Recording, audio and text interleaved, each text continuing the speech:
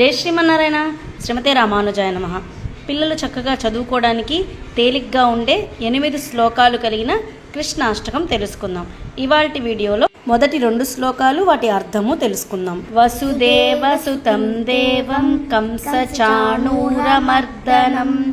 దేవకీ పరమానందం కృష్ణం వందే జగద్గురుం అతసీ పుష్పశంకాసం హారనూపురశోభితం రత్నకంకణకేయూరం కృష్ణౌ వందే జగద్గురుం.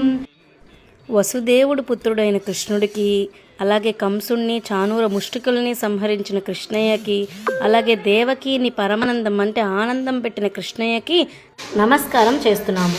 అలాగే 2వ శ్లోకం, అతసీ పుష్పం వలె నల్లని శరీరం కలిగినవాడు అంటే దయా శరీరం కలిగినవాడు, మెడలో హారాలను ధరించి కాళ్ళకి మువ్వల పట్టీలను ధరించిన వాడు, చేతులకి రత్నాల కంకణాలు, భుజాలకి భుజకీర్తులు ధరించిన ఆ కృష్ణయ్యకి నమస్కారం చేస్తున్నాము అని ఈ 2 శ్లోకాల్లో మనకు అర్థాన్ని తెలియజేస్తున్నారు.